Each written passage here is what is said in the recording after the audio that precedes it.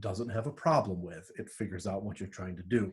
But Not Firefox for IE. I no. So in addition, what we do in Angular is it parses all those template files and writes them as JavaScript strings. Um, and when Grunt processes that particular file with a self-closing I tag, it just strips out that little slash, and now you have an unclosed I tag, which is very hard to, it's hard to figure out, well, it works here, but after we minify the code, it's not working, which is probably like the worst nightmare bug, right? And, you know what I mean? Is it works here unminified, it doesn't work minified, but who knows what what possibly could be the problem with it. Well, and then immediately the solution is like, well, guess we're not minifying our code. Yeah, right, exactly. So it's like, okay, so now we have that added to. So anyway, I was putting together email, and I was trying, I put together an email with some things. I said, here's why this is happening, because it was like a pretty big bug that had cropped up in this. And so anyway, I was putting together this email, and I was trying to explain what was happening. And then as I was putting the people on it who were on the team, I was adding the names. I thought, the folks who I'm adding are not going to be on this project in a month anyway. They're going to be back to doing whatever they're doing, and they're not going to be on this front end project. They're not really caring about learning JavaScript, or certainly not Grunt or valid HTML or whatever. So it's like, well, what's the point? So I have, like 7 people on the team that I emailed that probably, it was a reasonable mistake, I guess, you know what I mean? But, or someone's IDE closed it or something. But like I said, it brings me down. It's like, well, who cares? If I taught them something or I didn't, what difference does it make? They don't care. Right, because they're just going to go on to try to fix whatever problem, whatever fire happens to be blazing at the moment. Right, because yeah, exactly. A lot of them are offshore. So we bring in there's a Costa Rican team that comes in. There's a team in the Philippines that comes in just for this specific purpose. And exactly, they're like hired guns, Sure. Just put fires out. So. Though you would, if you're hiring a private fire department, you would like to hope that they have experience connecting a fire hose to a fire hydrant. Yeah. Instead of running a bucket brigade, it's it's called efficiency. Yeah, right, exactly. Yeah. Well, if we can bring enough people for cheap enough, why not a bucket brigade, right? If we can. So, yeah, I guess, why not? Perhaps that's how the pyramids were actually built. Right. So, so now my job, I don't know, is it to teach them how to drive a fire truck? Because they're may or may not drive this fire truck in a different project anyway. And if they do, it doesn't affect me, so like I said, that's kind of the tough thing is like, well, I have a lot of stuff to do. Do I even have time to send this email? So explaining what the problem was, or should I just check it in? Yeah, that's the tough part. Sorry about that. I meant to turn the phone off. Sorry. But no, yeah, I totally understand where you're coming from a burnt out, and maybe it's just the time of year. But yeah, for the last 2 months, I have been in a coding slump. The last thing I want to do is actually look at code. This week has gotten off on a fairly decent start. Gotten off on the right foot, so to speak. Working on an API for an old project, and so actually writing new code and new functionality, which is kind of interesting. But yeah, I mean, over the past 2 months, the last thing that I've wanted to have open is a code editor. It's just horrific, to look at it. But I'm very thankful for where I'm at. But yeah, that's I think that we definitely all go through that slump, and how do you get through the slog? Yeah, right. I don't know. Hopefully it's. I guess we'll just Christmas time will come and go, and Yeah. We'll take some vacations and some breaks, and Well, I think that you're on the right track, though. I mean, just doing something different, creating content, and if that goes someplace, awesome. But doing something that isn't code. Like I've got it in my head that I would like to try to write a novel. I don't know yeah, why, right, but I do know why, because it outside of being on a keyboard is probably the furthest thing from writing code that you could get. It's still writing, I guess, hmm but it's not you know looking at JavaScript or Ruby or right, anything else and trying to make sense of it. right. And it's a solo task, so you don't have to look at anyone else's code. hmm That's true. That is true. That's good. Well, maybe along those same lines, I put on some of my notes here. So just so you know, when I type, I'm typing like kind of what we're talking about, just Sure. and then below where I'm typing that, I wrote down some of my own ideas. But so one of these ideas or one of the topics that I wrote down was 30-day challenges. You're familiar with 30? Oh yeah, yeah. So I was looking to start one for November. So I ended up starting two in November. They're relatively easy. One is just one is water. So I don't drink anywhere near enough water. So I have this. These are 20 ounces. So I'm doing like 3.5 of these a day, which is so 70 ounces. Okay, yeah. And I have the like good old fashioned Nalgene bottles, 32 ounces, and Yeah. try to drink at least 2 of these a day. Do you get through 2 a day? I usually do. I'm usually fairly decent with water, especially if I have it in front of me. I can down one of these in the right away in the morning if I put my mind to it. See, I don't like water. Like I don't like the taste of water. So it's a choice. I generally prefer my water filtered through a brewery, but Yeah, right. I like mine with sugar and colored and what do you call carbonation added. So yeah, exactly. Yeah, but no. So that was one of them, and I've been doing pretty well. I've been keeping track of it in OneNote, and then the other one was just reading. So I don't do any. On my Kindle, it was supposed to be 20 pages a day. ooh. It works out to be about that, but I've been doing like 2 chapters a day. It's just easier because on the Kindle it doesn't tell you page numbers. So Okay. I figure if I can do 2 chapters a day, that's probably And you're talking like actual physical reading, not listening to an audiobook. correct. Yeah, like actually Yeah. on my Kindle reading. Yeah, Yeah. so I definitely don't do enough of that. Yeah, because I listen to a lot of audiobooks. Yeah, I do not read very very frequently. So they're when the electricity goes out, I may be in trouble. I'm not exactly sure yeah. if I know how to read. No, I used to read a lot when I was younger, but really I've just stopped. But I do listen to a lot of books. I've worked through a lot of Yeah. through a lot of audiobooks. But I think it was more just for something to do, other than watching TV or sitting at the computer, or whatever. So just so I generally like to sit on the bed or sit on the couch. Oh yeah. Oh yeah, for sure. So but anyway, one of the ones I didn't actually consider doing it, but one of the ones that I saw frequently was the write a novel in 30 days. Well, and there, Jess sent me a link. It's called something weird. Let me see if I can find that. November, right? Yes, it's all about November, and it's like no, Womo, Nomo. I say it's something kind of silly. Yeah. And where was that?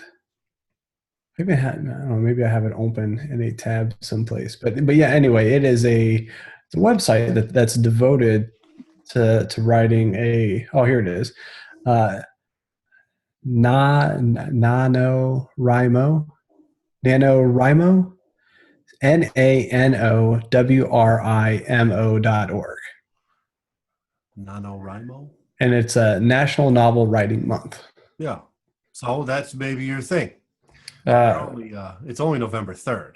Well, I gotta get on this. That's right. Just get caught up a little bit, but and when you start like planning out a novel, there's a lot of upfront planning. So in a lot of ways, it kind of it is very analogous to software, because if you can outline and plan everything out, your big surprises or whatnot. You're thinking if you're going to write a thriller novel, there's probably going to be 3 or 4 big, disaster sequences and Yeah, such. If right. you can kind of plan those out and some of these other, plot lines, and spend a lot of time, outlining and figuring, just viewing that roadmap, if you will, Yeah, the roadmap. Yeah, the backlog of sequences or whatever for the novel. roadmap. Yeah, so you get everything outlined, and once you actually sit down to start writing, if all of those tasks are complete, in theory, you can just kind of start to blow through, a lot of the more fun creative process of actually writing, creating the dialogue and whatnot. But you think about your typical quote unquote New York bestseller thriller, like think Michael Crichton or something like that, and you're only looking at, I guess they say for your first novel to kind of aim someplace in the neighborhood of um, 80 to 90,000 words. Oh, okay. So even if you took a step back and said screw this whole write, why throw a 30-day challenge at it? I might be able to write a kid's book in 30 days, or Yeah. a young adult book in 30 days. But instead, you get all this planning done up front, and then once you sit down to actually start writing, you know, try to crank out 1,000 words a day. Now you're only talking 3 months of actual writing, Yep. and maybe another month of actual planning, if you get really good at it. So you can see if you're halfway creative and you can churn these like novels out, you can turn over a novel a year, and probably make a fairly decent income doing it. I don't know if you would make more writing a novel than you would writing code. And I I and guess I'm I guess I think there's more people making money writing code Oh, I would wager that, yes. because you have to be a good writer in order to um, you have to be a good writer in order to make real money. You would, Whereas yeah, you I don't would have think to so. you don't have to be a good developer in order to make good money. and so and I'm and I'm not at all positive that it wouldn't be much, much more stressful, because it's just you and your computer instead of, trying to brainstorm back and forth on how to, not recurse over 5,000 records if you don't have to. Right. Well, and the thing is that you said, well, we could let's say we could have people do research for us, and stuff like that. So okay, well, I'm going to write a book about um, a guy that's in prison and he gets out. Say you're going to write a book about some type of law thing, right? So but you need to come up with specific questions to research, and that would be my problem is I don't know what I don't know, right? I don't know what to ask other than I suppose I could say, well, help me outline how a true court sentencing go, or what I mean, try to Right. help me outline that. But the cool thing about like John Grisham is that he seems to anyway has like a pretty good grasp of how that court procedure works and can do weird things with it. But and Grisham, he doesn't just write law dramas. He writes thrillers of all sorts. So that one, so it just really it comes down to what you like. Now, I like authors that kind of stick with a theme, Yeah, like Crichton and Gresham. They're like all over the place. They'll yeah, just pick a topic, and I guess that's probably a lot of fun. You get to research and that's probably why they do it. They get to yeah. pick what they want to research and you know exaggerate from there. But I like Tom Clancy or Yeah, I like Vince Flynn and Brad Thor. People that are kind of in one narrow space, and the whole gist of the novel, right? It's like that. you get a Tom Clancy novel. It's going to be about who's his main character? I'll go with Brad Thor because I remember his character. But Brad Thor, it's going to be probably about a character named Scott Harvath. He's a counterterrorism operative, and he's going to fight some sort of terrorist threat. Right.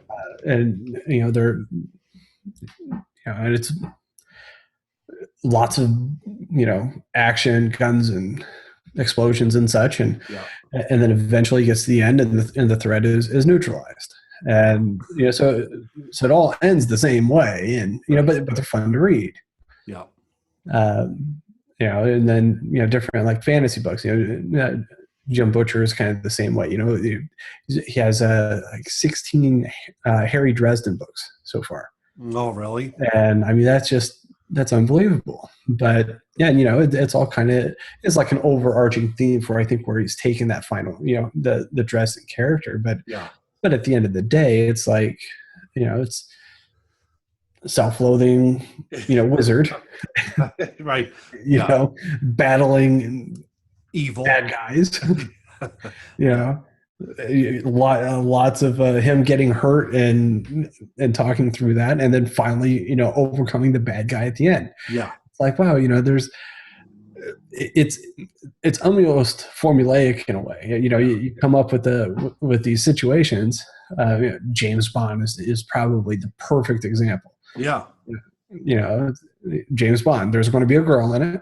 There's going to be a bad guy, bad organization. Well, look at like Law and Order, the TV show. I mean, that's I wouldn't say it's easy to write, but for the people who can write, it's probably easy. It's well, and I think it's probably this is what I keep telling myself is that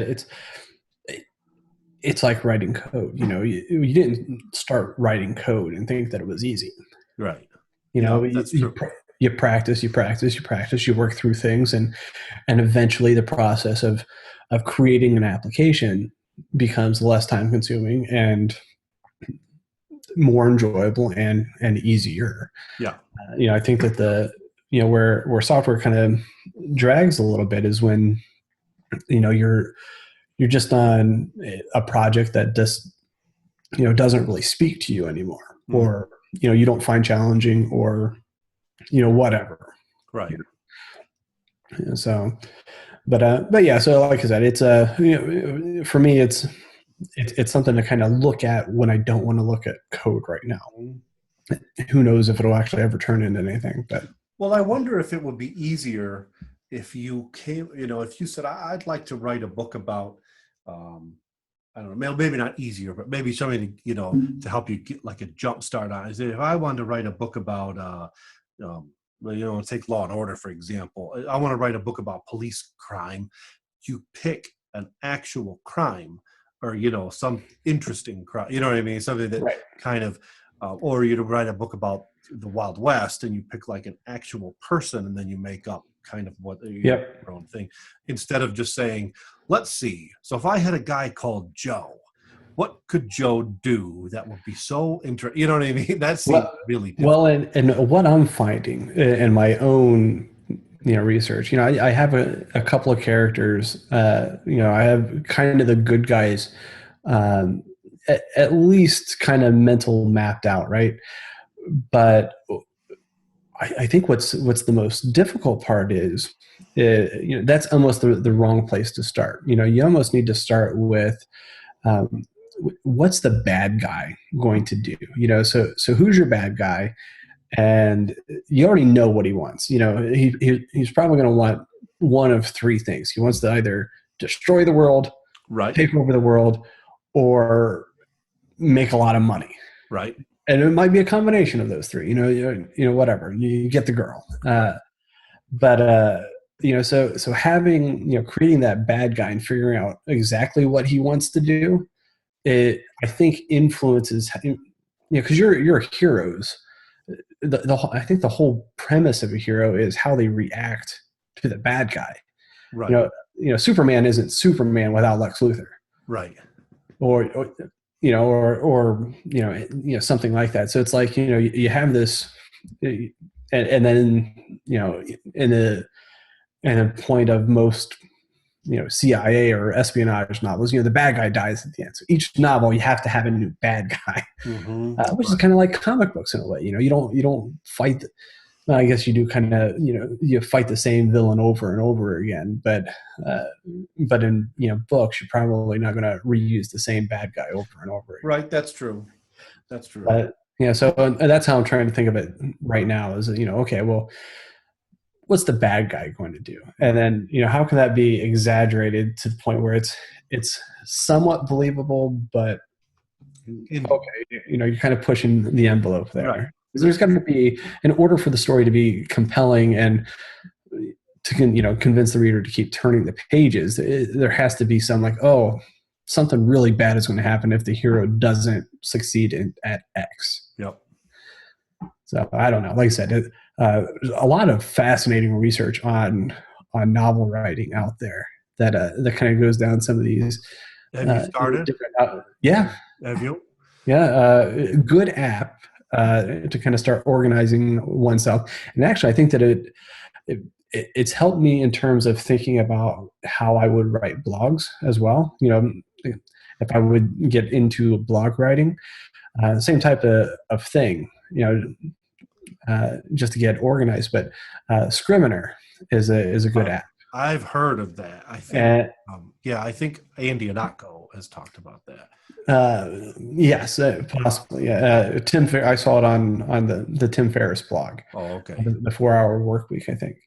And yeah, I've found that I kind of like that. But it's like everything else. It's just a tool, and if you don't use it, then it really doesn't mean much of anything. But it's a little expensive, isn't it? Is it expensive? It's less than $50. Oh, is it? Oh, I think it's $49 or right thereabouts. And there's like a 30-day trial. And the interesting thing about the trial is it is 30 days of use. So if you download it and you open it twice in the first week, that only counts as 2 days. So you got 28 more days to actually. That's pretty good. So I mean, you could have a trial version for, for the better part of a year. Oh yeah, if you're not, yeah. That's pretty cool. So you mentioned that. Let's talk. I guess that comes back to what we originally talked about. You said if I get into writing blog posts, and I said we have been talking about it for 7 or 8 years at this point. Why is it that we can't write blog posts or create content? Why can't you? Why? What is the? Well, maybe that's just the first part. It's not super important. The important part is how are we getting over that block and starting to do it?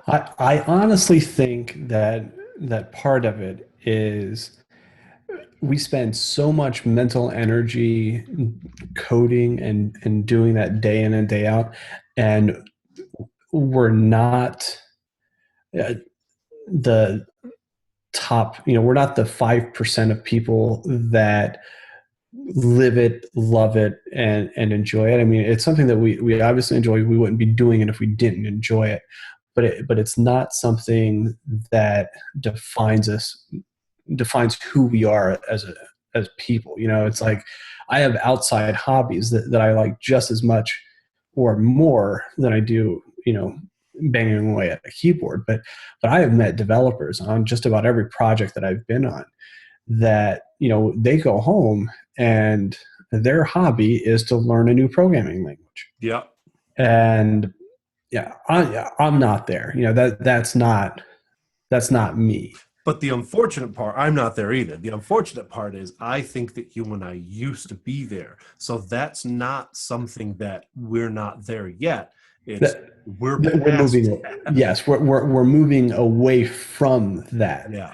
And so, and I don't know if that necessarily, because certainly there's people that's older than us that's been doing this a lot longer, that they're still the same way.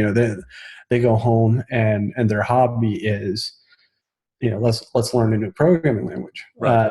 So do you think that is coupled slightly with burnout?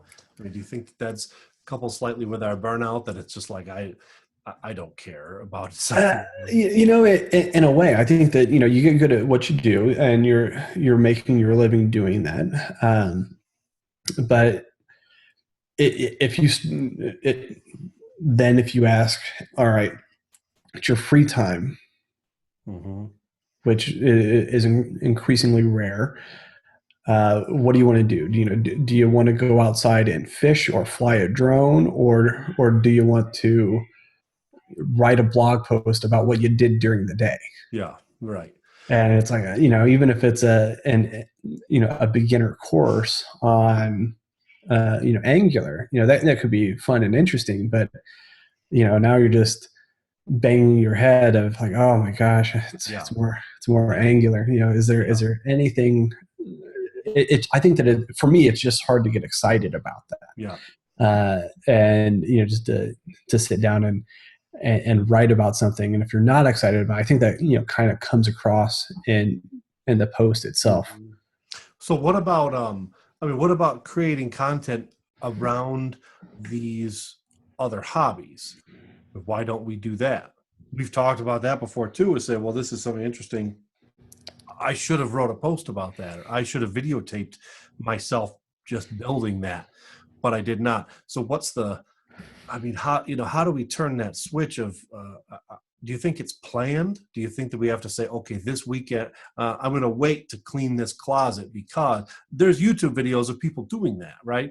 And saying, here's what I do to clean my closet, or I watched a short YouTube video about how to do wire management under your desk. That's actually, I've never actually thought about that, and and I guess that's really interesting. I almost think that, wow, that's really interesting. I never would, it would never would have occurred to me to be like, hey, this is how I vacuum my floor, or I think that this is how I clean out my chicken coop, or yeah, or something like that. But there's absolutely some utility to that. Well, how do you organize your desk? Well, um, for maximum efficiency for you, and I'm sure that people would absolutely look for. Look at all the, think about all the weird stuff that we Google day in day out, yeah. and we actually find results for it. So the only thing that I can really chalk it up to is laziness. It's and, I and think it's and it's it's 50-50 laziness and that I think no one will care about this. And yes, I and see it. yep, Like I said, I've seen it on, you see it on YouTube as people just talking. Like I said, literally, so there's a guy, I guess it doesn't matter too much. I'll just find him just because it's interesting to know how many followers he has.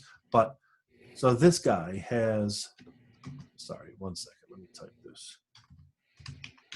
well, while you're typing that, I'll just kind of riff off what you just said. Yeah, I think that it's absolutely that, and I don't know exactly what to call that. It, it's not really humility or humbleness. Yeah, It's more of a, who gives a crap about yeah, topic X, Y, and Z, and that's very. I think it's probably very short sighted. yeah, In especially in this day and age of, everything is content, and everything is, has some meaning, and if you really enjoy it, shout it to the world, because there's going to be an audience out there yeah. that will likely find their way to you. Okay, so I found this guy. He has 585,000 subscribers, and I'm just trying to look for the post that I saw where he was underneath his desk doing the wire management, and I just wanted to see how many views he had. Um, Well, and just as you're talking about that, why aren't I, videotaping myself folding diapers, or creating, you know reading books to Grayson or something like that, because there's probably a market for that too. yeah, yep. I'll just search for it. Here we go. So cable management tips and tricks, 301,000 views. The other part might be that I don't think that you and I have ever went out of our way to be the center of attention. Yeah.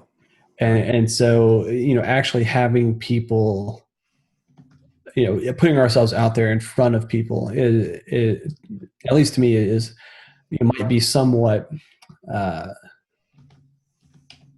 the word that I'm looking for? It might be somewhat overwhelming, A little uncomfortable. a little uncomfortable. So they say, as kind of a roundabout number, every 10,000 subscribers you have on YouTube equates to about $200 a month in ad revenue. So wait, can you send me this guy's link? Yeah. And he has how many subscribers? 500,000. So what does that work out to? So you said that, roughly every 10,000? Every 10,000 subscribers equates to about $200.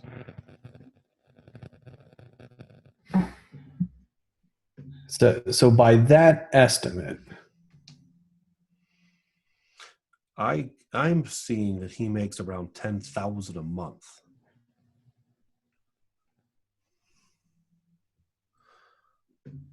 yeah, is the math that I just got. And that's before any type of sponsors or product placement or any Amazon affiliate links. If you're talking about stuff, that's just the YouTube Google ad revenue. So I said that's approximately what you make. He's actually got 585,000, so it's almost 600. So yeah, so you figure 10,000, and he based on what I'm looking at, he puts up a video every about twice a week. And he is not exactly what maybe the other thing here is everything that I've always ever, well, I shouldn't say always tried or ever tried to do, and certainly everything that I've ever tried to do, and I don't it's probably just been a factor of people that I've been around, but it's always tried to have been ultra, quote unquote, ultra professional, or presenting yourself in your LinkedIn state. Yeah. Instead of this guy did not get that memo. No, we did not. No. And I think that is absolutely working out in his favor. And so maybe there's the lesson, because and I'll speak for me, it is stressful trying to be professional and polished all the time. Yeah. But Barnacule's nerdgasm here is probably not going to run for political office ever. No. But you know what? I don't think that he cares. If you can release a video every, twice a week, that's not a bad. I mean, $10,000 a month isn't bad for that. No, I mean, you figure the 17-minute video of him talking about his computer room Yeah. has gotten 2.2 million views. Yeah. Yeah. So there you go. Granted, he does well, and certainly he's making a fair amount of money. He has a 3D printer. Yeah, because he's got a bunch of videos about that, right? Huh. I'll tell you, this is this really just goes to show you that there's no reason not to create content and just put it out there.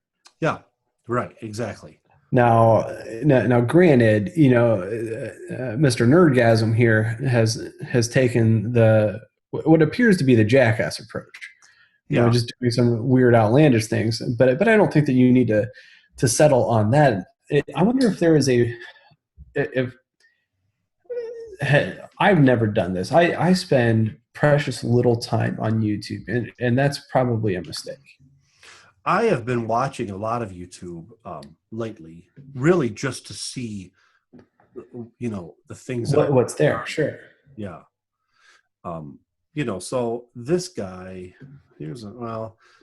I guess he's not as popular. He's got this guy I'm looking at here has got 34,000 um, subscribers. So what did we say? It's still $600 a month, right? That he's making.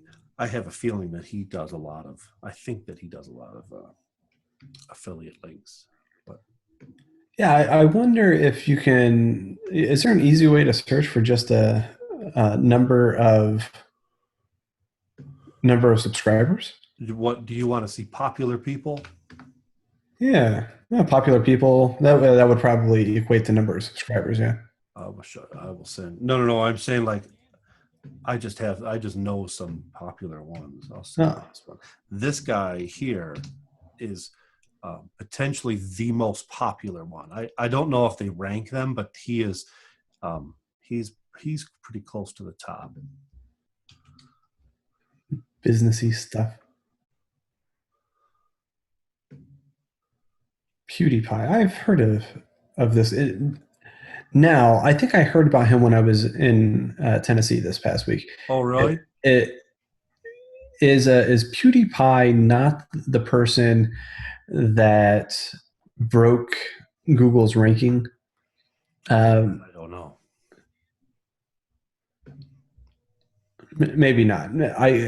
Someone and their subscribers, they actually had to roll it from like a 32-bit to 64-bit. Oh, really? Because they broke the number of allowed characters. With what? With characters? Subscribers. Oh. Well, Or likes or something like that. shoot, that might be. I don't know of anyone who has more than him. He's got 40 million. Yeah, and I think that it was when he rolled over. Yeah, I don't know. Yeah, that's a lot. That's what is his stuff about? I think it's a lot of video games. Oh yeah. So, but the other one I sent you there, Casey Neistat, I think that's how you pronounce his name. Okay. He does a lot. He does pretty well. He owns a some type of production company or something though. So he's doing videos anyway. But I mean, he does a vlog every day. So he releases a vlog every day. But but like I said, I think there's something to it, right? And it's not, as we're seeing, it doesn't have to be scripted. It doesn't have to be professional or anything else. You're just going to say, well, you know what? I have to do something in my garage. I'm going to set up the camera. I'm going to record all this raw footage. I'm going to sit down. I'm going to edit it into 20 minutes, 15 minutes, and I'm going to upload it. And you try to do that once a week. And I think on YouTube, I don't think you have to do anything. I think it just happens, right? If it just gets. Well, yeah. I mean, if it's if it's going to resonate with people, it's going to resonate with people. But yeah, I mean, look at this. Here's one. Not of the week, and it has. What is that? 48,000 views and 173,000 subscribers. So that's a pretty good amount.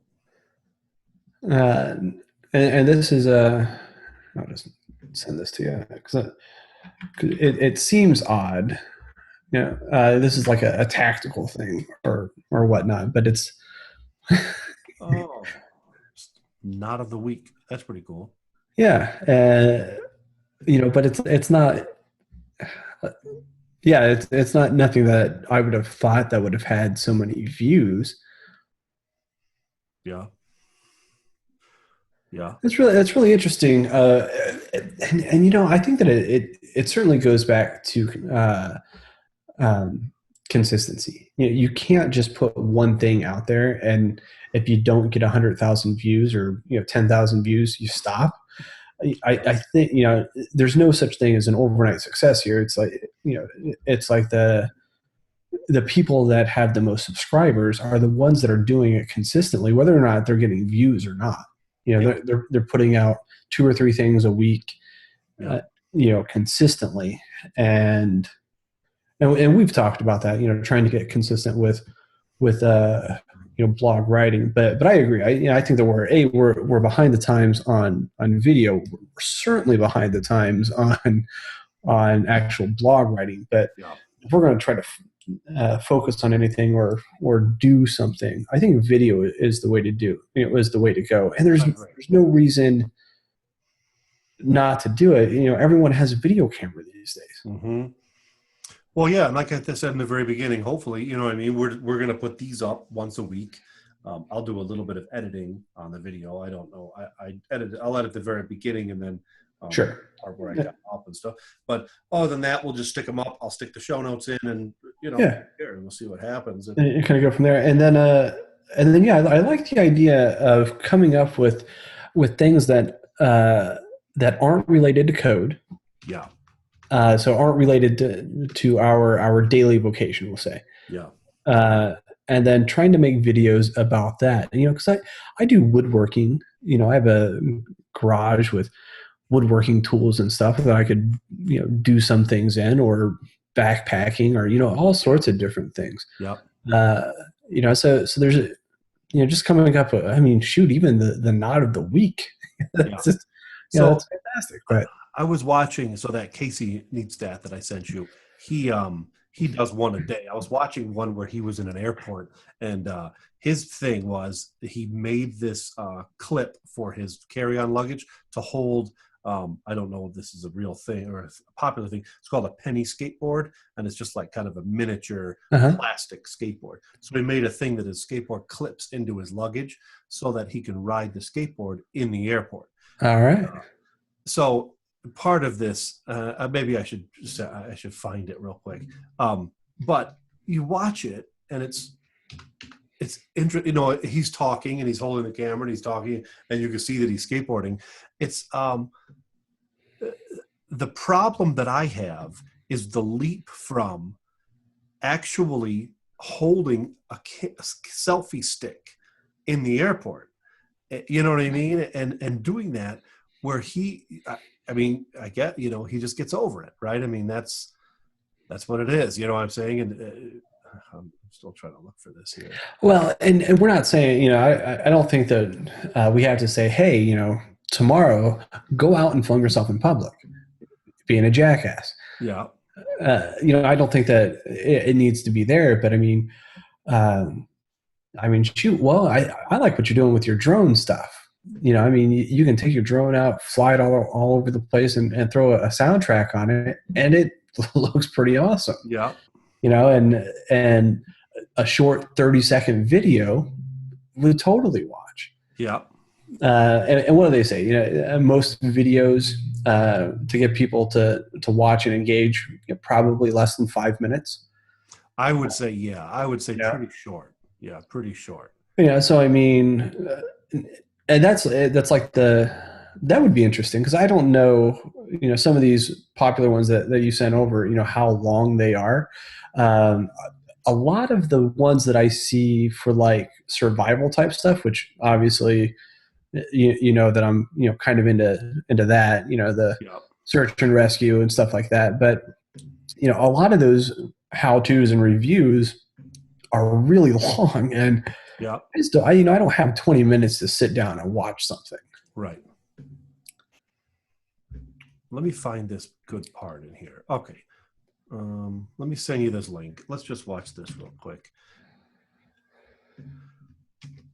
So if you bring up this particular one and try to fast forward to, here we go. Fast forward to 4 minutes and 42 seconds.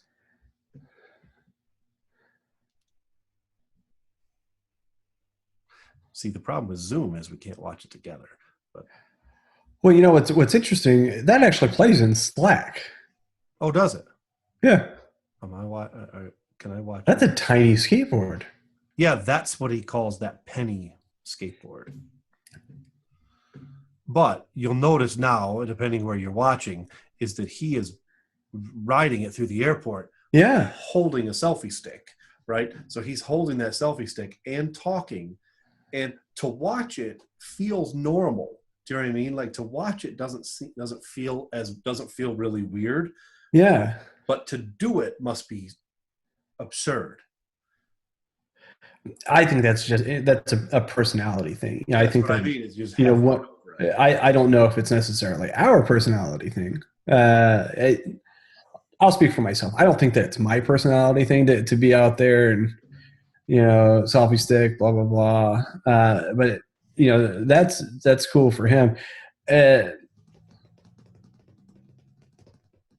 Kind of looks like a guy that would never leave home without a selfie stick.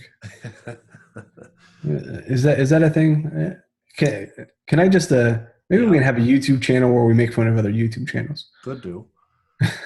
we, we, Although for now we're the people not making any money. He's making a whole ton of cash. well, that's true, and good on him. There was another video where he rode on Turkish Air because he said, he was like, I mentioned on a video that my son and I hadn't been on a vacation since the baby was born. And I'd like to thank Turkish Airlines for these two first class tickets to Turkey. So here we go. And then him and his son are in first class on Turkey Airlines, which, by the way, What are we doing? if you haven't seen, I've never ridden in first class in Turkey, so it would be. To be fair, I've never been to Turkey. I'm not even sure if I necessarily want to go to Turkey anytime soon. But I'm sure Turkey is a wonderful country and it's very safe. It's got to be at least as safe as Colombia. Which is probably not saying very much, is it? But anyway, so yeah, I think that I am going to try to start to just create content and start to put stuff out once a week. And like I said, I think that with YouTube, it just kind of happens. I think so too. And I know my problem is I overthink all this stuff. And so when I'm, thinking of YouTube, it's like, do I need a YouTube channel? Do I need a catchy name? What do I need to quote unquote brand it? What do I need to do? Yeah. And so right there, now I just rattled off 3 things that probably each have 3 sub bullet points. Yeah. I have a list of 9 or 10 things. And now I'm like, well, what sounds really good? A nap. Yeah, exactly. Yeah. You know what? Yeah. How about nothing? Yeah. So, and maybe that's what we talk about next week is, how do you really motivate yourself? And how do you get out of your own way? Yeah. To actually do some of this stuff, because this is awesome. And I'm certain that if we take do a little exercise, we can come up with, 5 or 10 things each that are completely different. That's 10 things that you're exceptionally passionate about, 10 things that I'm passionate about, that we could come up with content, 2 or 3 times a week for this stuff for, a very short video. Yeah. But how do you get out of your own way and overthinking it? Yeah. Yeah. I mean, I think, this type of podcast is, or videocast or whatever you want to call it, is kind of interesting. I mean, with almost 0 preparation, we've talked for almost an hour. Yeah. Yeah. And we've, come up with some good questions to ask. And I think if we can start actually answering those questions, we might actually have a couple of YouTube channels or, I agree with different things that we could actually, in conjunction with this, those are, being populated on a weekly basis too. Yeah. And you're right. I mean, based on the comments that I read sometimes on people's YouTube channels, if we said, I need to change channel, I need to change my channel or something, you know what I mean? I didn't set it up right or whatever. People would find you, right? They'd look for you, or you right. say, well, I'm going to do this one that's currently in progress and I'm starting a new one. Here it is. Right. Sign up, and people would. So I think that's the key is it doesn't matter. You know what I mean? We'll get to that later, Yeah, let's just, exactly. The biggest thing is find what you like and start documenting it. yeah, that's what it is. It's just don't overthink it. Get the camera out and Right. so, Your opinion is as valuable as anyone else out there. yeah, We totally undersell ourselves as experts all the time. People aren't looking for experts. They're looking for people that are actually using something, hmm and this is their opinion on this is how they use it and why, right, and they're open to something better. Just right, found a guy talking about horizontal carry, why he likes it. yeah, He's certainly not an expert in this, right.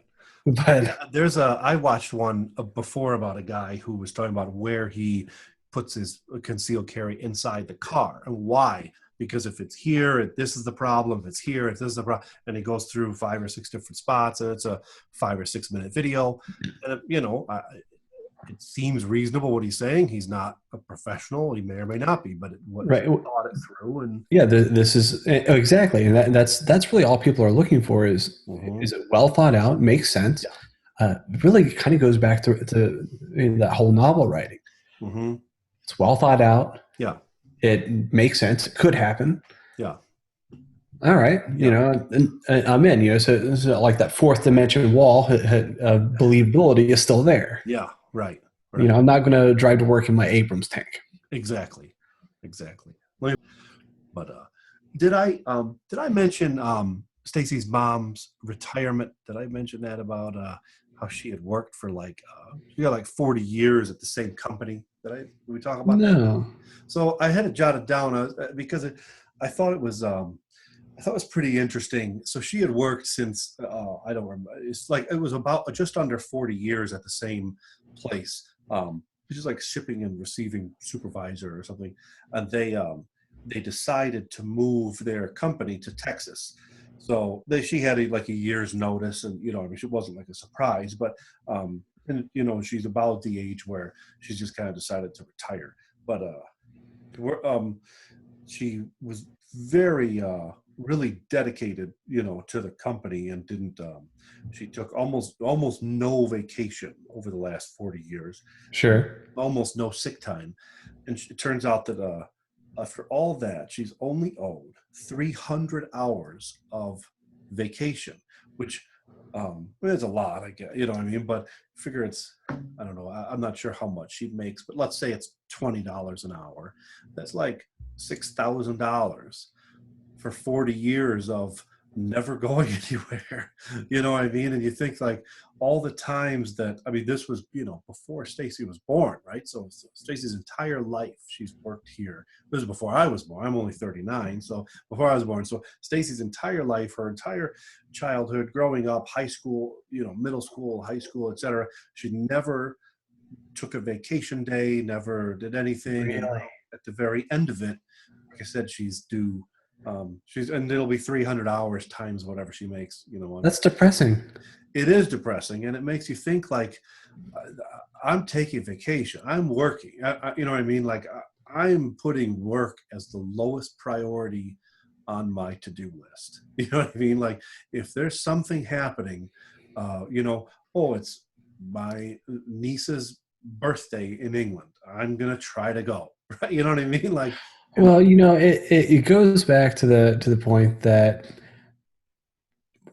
on your deathbed, no one's saying, I really wish I could have worked more. Yeah, I love that. right, exactly. If only I could have improved that process just a little bit more. So, and they offered to pay for her to move down to Texas. She just wasn't interested in relocating. But, so they didn't like fire her or whatever. Like I said, they were going to pay for her to move and do all that. But she was just kind of skeptical about it or whatever. But really, like I said, the kind of thing that I thought was pretty interesting was, that's, like I said, Stacy's entire life, elementary school, middle school, high school, whatever, sports, graduation day, say like the Friday of a long vacation, you didn't take it off because you had to go to work and you should have taken the kid to ice cream, whatever. You know what I mean? Just Yeah, that's just nonsense, right? But that is nonsense. you get to the end of it, and it's like that's not worth it. That's not, No, you know. not even a little bit. Mm. No, so it's like it's a lot of it's a long time to have a lot of. I don't think dedication is not the word. Like loyalty, right? So you have like huge company loyalty, but the thing is, they don't care, right? I mean, it's No. cheaper and it's a better opportunity for them to move their company to Texas. So that's what they're doing. They said you can go if you want to, but if you don't, we're still going to do it, right? We're still going to have a company down there without you. Right. Yeah. Thank you for that one time in '84 when you were really, really sick and you came in.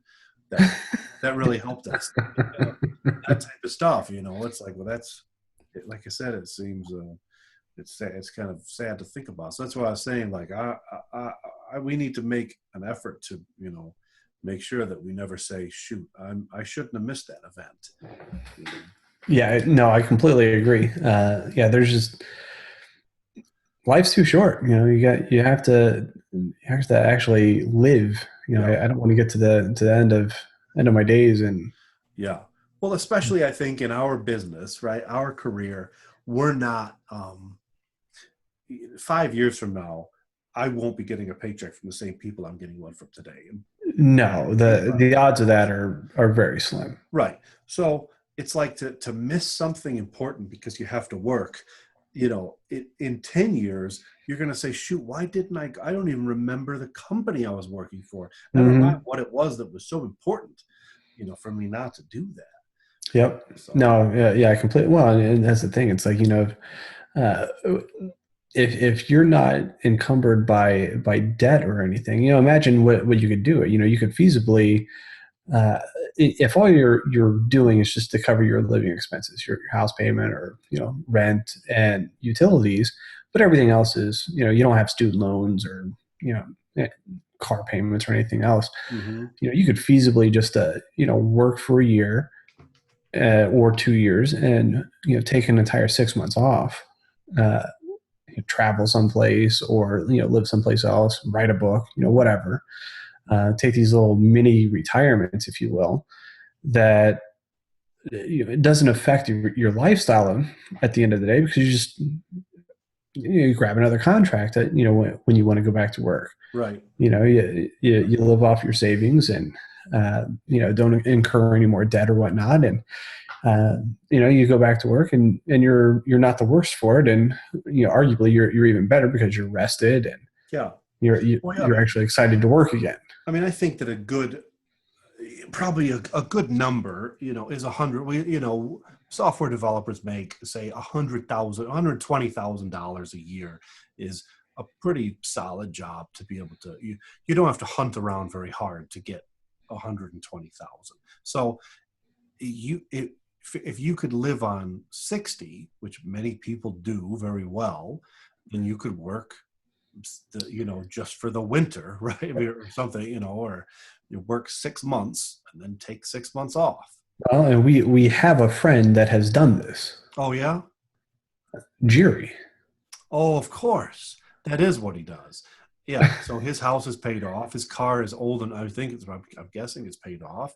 And Yeah, I don't think that he has any debt to speak of. right. And so when you well, and even if his house isn't paid off, Yeah. it's Even if you do have debt, that's okay. Right? yeah, but it's just not revolving debt. You can have like a house payment, Yeah. but if you have no credit card debt, student loan debt, or house payments, or not house payments, but car payments, Yeah. so figure you have a $2,000 a month mortgage, and that's probably pretty high. Mm-hmm. But you can cover that from your savings, and if you wanted to live for 3 months in South America, cost of living is way cheaper. You're living on a cash basis anyway. Yeah. You could certainly do that, and just kind of winterize your Michigan home or your your primary home, or rent it out Right. if you wanted, and Or somebody that's not a bad idea either. And then Yeah, maybe right. even if you're only making 90% of your Sure. Well, pay. even 50%. I mean, whatever. But Right. just Airbnb it or whatnot, and Yeah. yeah, and then do your little mini vacation type thing or Yeah. mini retirement, and you come back, you're refreshed, and you're ready to go. Uh, and you're excited to code again. Because I'll tell you, if you do it the other way, and so there's something to this, and I think that we might talk about this next week again. I think we're getting into a different topic here that is good to. I think so too. We're almost. Yeah. So but if you think about it this way, so think like, okay, if I work 6 months and take 6 months off, if you can make that happen, if I work for 5 years, can I take 5 years off? No, I don't think that that yeah. doesn't work. So definitely doing the 6 and 6 or 9 and 3 or something. Yeah, even if it's 1 in 3, because I can usually be on a project for a solid year without getting bored, Right. Yeah. and but you roll over that 12-month mark, and now it's like Yeah. it's starting to get a little monotonous or Yeah. whatnot, and I'm ready for something different. Yeah. So, and if you've done if you've saved enough, and you're like, oh, okay, I'm gonna take a few months off here, and Yeah. and then do something else. And it might be going back to the same thing. Who knows? If you had a company that's willing to allow you to come back, that's even better. Right? I So, find though that I don't care, right? You know yeah. what I mean? Like, and that's the whole key. So I would not be worried at all about No. going into an interview and them saying, well, where's this? Well, where were you before? And say, well, 6 months ago, I left this company, but for the last 6 months, I've been on vacation. And that's kind of how Yep.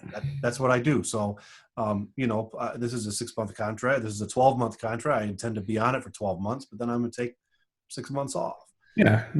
Exactly. So I mean, I think there's something to that. And it's uh, because I don't know about you, but I don't take a vacation, No, and that's certainly part of my problem. yeah, yeah, I get wrapped up into my own projects, or my vacation becomes working on my own projects, and right, and that's just as bad because you're still it's all code. You're still writing code, right. and at some point in time, your brain doesn't differentiate between you know the project that's actually paying the bills versus your own project, Yeah, and it's all work. yeah. I think, well, I'll double check the prices of it, but that we stayed in an all-inclusive resort when we went to Mexico a few years ago, and I calculated that it would actually be cheaper to live there than to live here. You know what I mean? So it's actually cheap. So because they cover all your food Right. costs and and your cable TV and everything else. So it's actually cheaper, which means it's fairly inexpensive. And if you said, well, shoot, we'll just go we won't buy a house in Mexico. We won't do that. We'll just go stay at this resort for 3 months and then come home and spend 3 months maybe driving around or maybe just sitting watching TV and just kind of doing nothing. And then, or spend those 3 months kind of finding a job, right? Right. So, you're getting back into it. So Yep. your second half of your 6 month kind of vacation.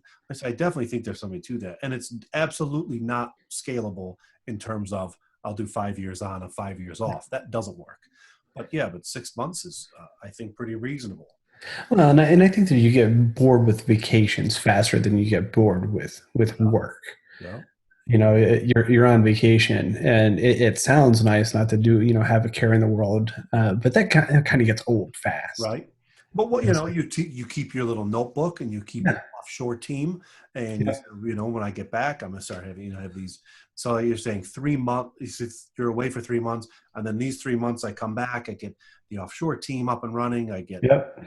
and then I start applying for jobs, and I'm doing just kind of doing my own stuff.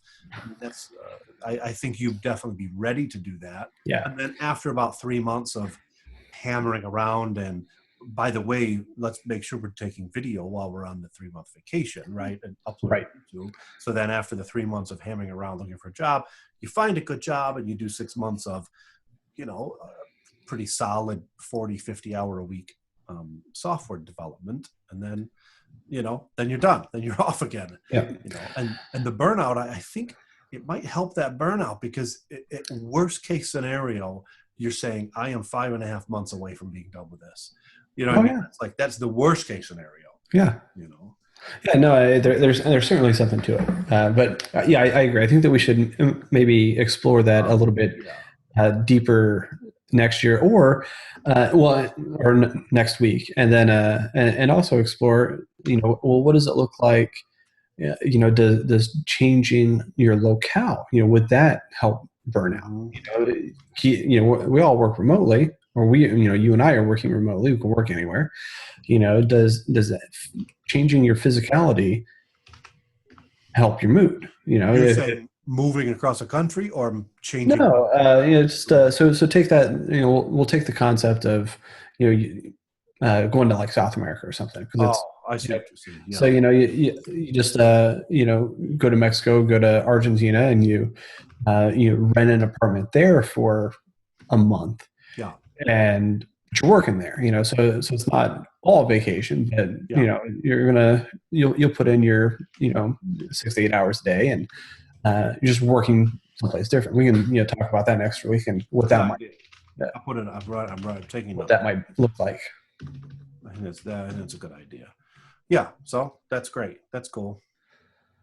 All right. Well, I definitely think we'll have a think about that. And in addition, next week, let's talk about what progress we've made as far as getting YouTube stuff. Yeah, I actually want to explore YouTube, and a question that I have, probably a topic for next week as well, is, how do you find a YouTube topic?